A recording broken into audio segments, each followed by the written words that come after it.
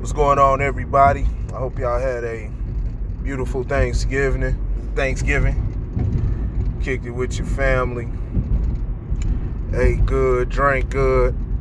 I know I did. I was out of town in Houston with some family.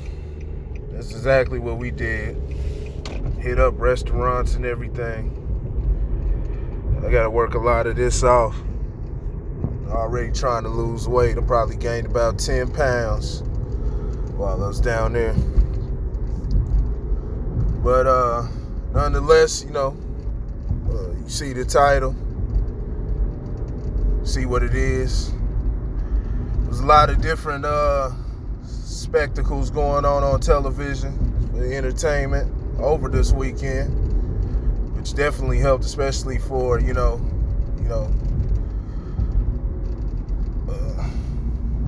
for get-togethers like we had going on down in Houston. We were down there for the weekend. Just got back last night, back here in Dallas, and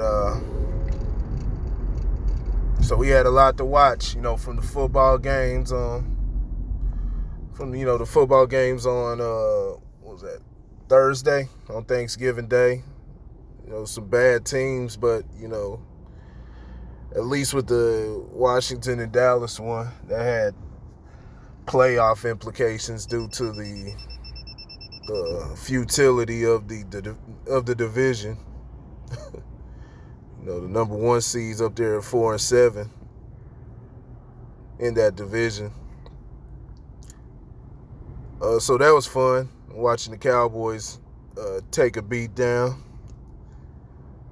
And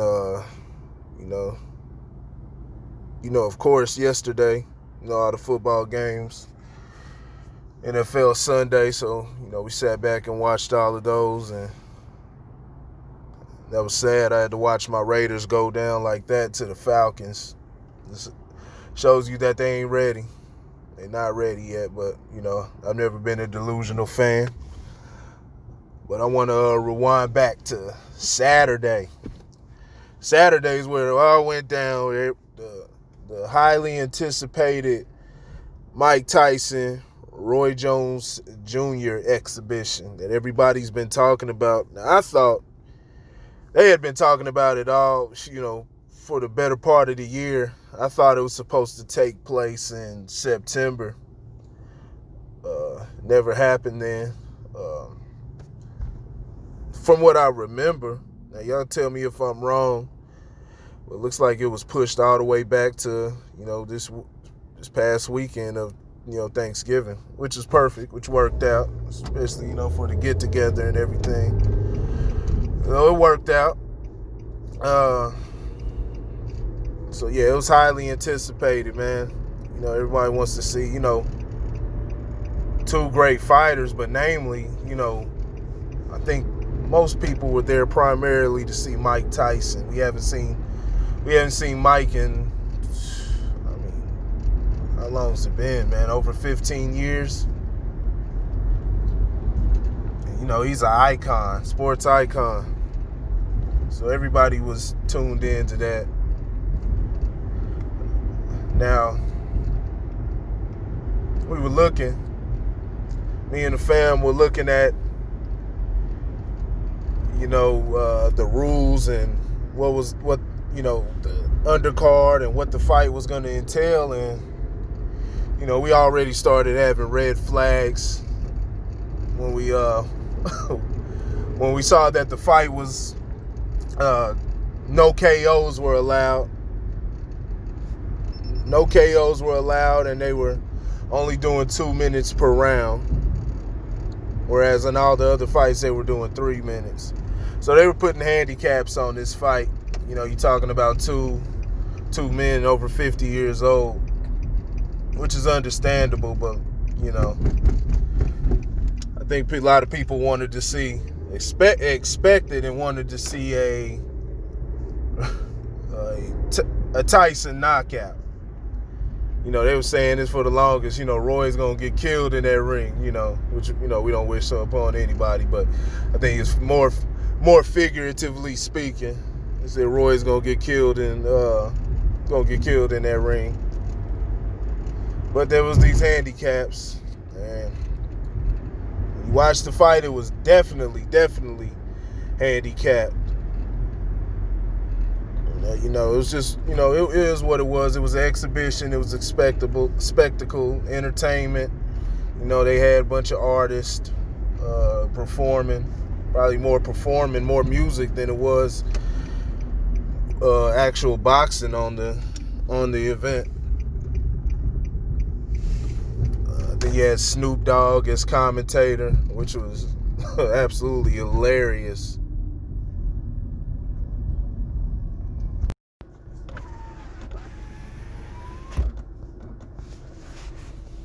He even had a extended performance longer than everybody else for, I think, taking up time for what I'm about to talk about here in a second. The makeup lost time, fill in space within the whole pay-per-view. I think it was $50, man, this exhibition, man. I think Roy and Mike got about $10 million each. They got paid, man. They got broke off. Mauro Ranallo, the announcer from WWE. He's a former announcer with WWE. He was one of the announcers. So yeah, they got in there, put on a quick little show. Mike looked good. Roy looked good. Especially for 50-year-olds. But me personally, I was disappointed. You want to look out for the health of the fighter, but you also want to be entertained. They allowed extended clinching. I think about 60% of the fight was Roy clinching Mike, to keep from catching a huge blow. I mean, let's be serious. Mike dominated that fight. They gave him most of the points in the first, 4 rounds, and then the last half of the fight they gave it to Roy. It's something. It seems like it's something that they just had. I don't want to call it rigged up. Well, yeah, let's call it spade a spade. Rigged up to, make them both look good, put them both in a good light. Like I said, it's just an exhibition. But normally in boxing matches, they'll take points away for excessive clinching. That's all Roy did. And, I understand it. You don't want to catch that shot. That shot from Mike. You don't want that.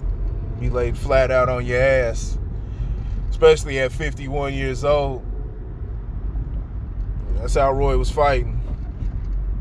Roy was trying not to get hit in there. Mike was giving him some body shots. You could tell, like I said, in the rule book it said, no KOs. So Mike really couldn't go in like he wanted to. Just giving him body shots, but even with that said, he still dominated the fight. They scored it even.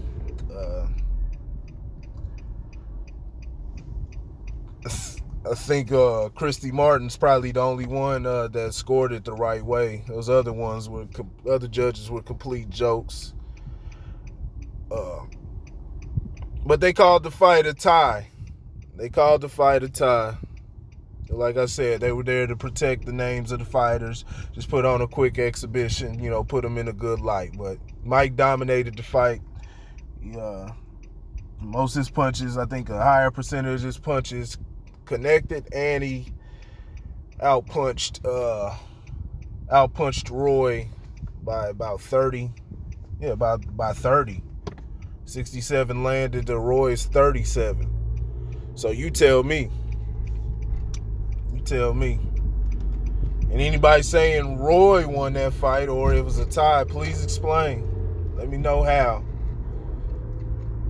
Let me know how. And I'll direct you to the nearest eye doctor. But that wasn't even the fight of the night, the shock of the night. The shock of the night came in the fight before that.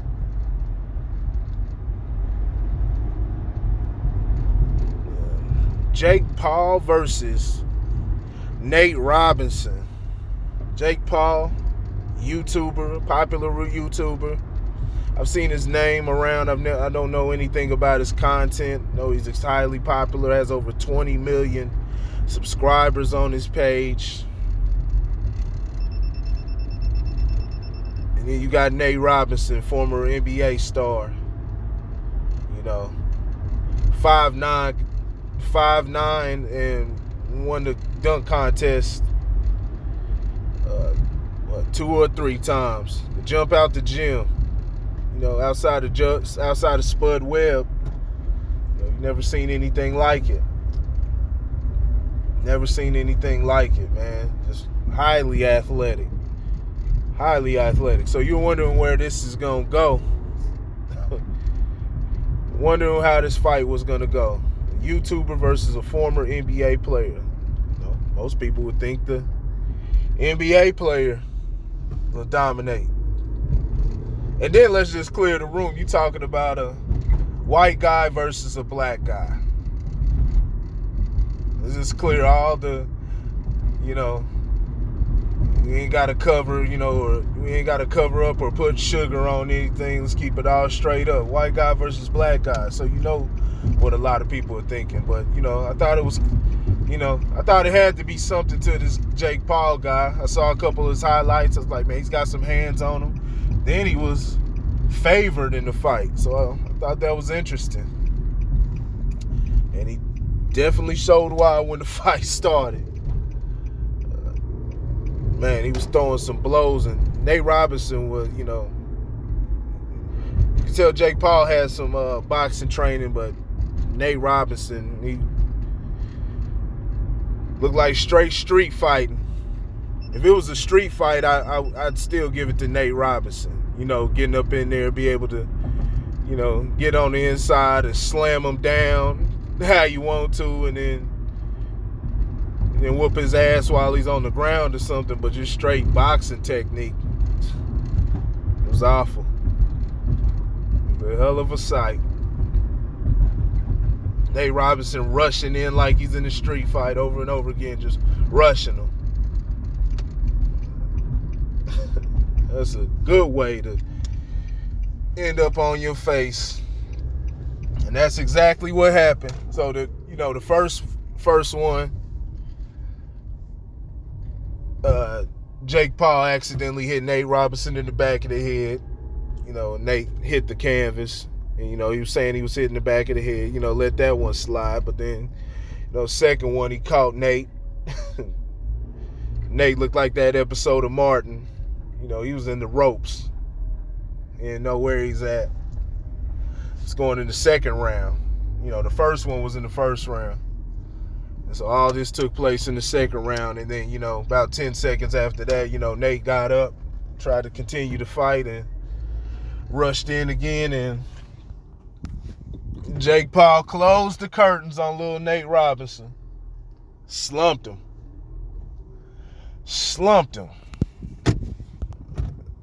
Shocked the world. Nate took a nap on that canvas. Took a nap on that canvas.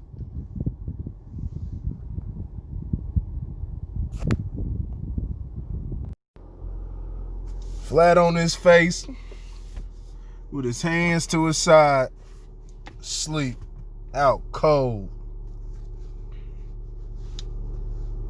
It's embarrassing. I knew from the very second I saw it. I knew the memes were about to start up, and I knew it's going to be viral. It's going to be viral. The world's going to be on his head. Also that, like I said, the main shock came from it. The main shock came from it being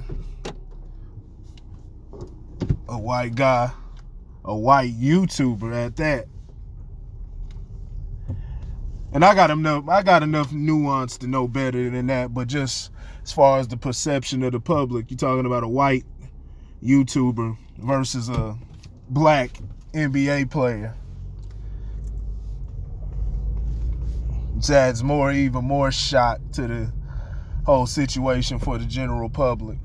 Like I said, man, Jake Paul, he had some hands, man. You know, I throw some haymakers. That definitely wasn't the guy you want to go rushing in on. That is not how you box. Nate took a nap in that ring. The memes have been hilarious. So yeah, you know, and Nate should expect it, you know. Like I said, it's all entertainment. It's a spectacle. People want to be entertained and they want to have something to talk about. It's always got to be something to talk about. I don't care, you know, how, you know, whichever side, however, you know, way you look at it, whether you find it a hilarious situation or you taking it serious. And, you know, you had a lot of people defending Nate, as they should. You know, people shouldn't be laughing. You know, how many of y'all would have got in the ring? You know, that's true. Most people wouldn't have got in the ring. But they, you know, they got the right to comment. You know, everybody makes jokes about everything else. You know, even some of the same guys that are doing the defending or saying, how dare you? They're quick to joke about something else. Somebody else's downfall. Nobody's shitting on Nate. I'm pretty sure most people want to see the best for Nate Robinson. But you talking about within the context of a exhibition boxing match. People are going to comment. People are going to comment. Just like they would any other sport. Paul George didn't have to deal with it. It just comes with the game, especially in the internet age. Especially in the internet age. If you ask me, these fans and spectators are a little more tame than what they used to be. You know, you think about those fans, think about those football games that used to be at the Philadelphia Eagles and Cleveland Brown games, tossing beer bottles and all type of, you know, shit at the players when their team doesn't perform well. So, you know, it's a little more tame than that. It definitely was entertaining. You know, a lot of people said, you know, that they got their money's worth with just that incident, with that incident alone. So, you know, I'm interested. You know, I want to see where it goes next, because now you're going to have a bunch of guys, as you know, that's what I expected. And, you know, what's been happening, you got a bunch of guys now saying, well, let me step in the ring with that Jake Paul cat. We're going to have a lot of guys. He got a target on him now. I want to see the Jake Paul. I want to see how he's going to get down. Hopefully they have more of these. You know, it's just a spectacle. I'm a boxing fan, but, you know, this is a spectacle. I like the real stuff, and, you know, if they want to have a silly little exhibition like this, hey, man, I'm all for it. All for it. And Nate'll be all right. Nate Robinson will be all right. He'll bounce back. Doesn't take away his accomplishments that he made over the course of his NBA career. You know, Chicago Bulls, Boston Celtics, you know, OKC, you know, multiple teams, man. He always made an impact. As a 5'9" guard. Very athletic. 5'9" dunking with ease, as if he was a, you know, 6'6", 6'7" or something. You know, that's Nate Robinson's legacy. Yeah, people gonna bring this up, you know, just like, you know, a lot of people may not remember, you know, Sticky Fingers from Onyx. And when he took that beating from the white guy on MTV Celebrity Boxing promotion. So you know. But there wasn't internet back, there wasn't, stuff wasn't going viral back then. You can probably find it on the internet now, but, this is within the moment. This is within the whole viral era, here in 2020. So, it might stick with Nate forever, but, hopefully, just take it as it is, take it as a man, and, you win some, you lose some. You win some, you lose some. Take it as a man, take it on the chin, and keep doing what you've been doing. Keep doing what you've been doing. It's still hilarious, though. I ain't got nothing else to say. I just wanted to give a little review on the whole fight. Like I said, that was the only one that really entertained me. The other ones, I personally was disappointed with the Tyson and Jones fight. But, you may feel different. If you do, let me know. Let me know what you think down below.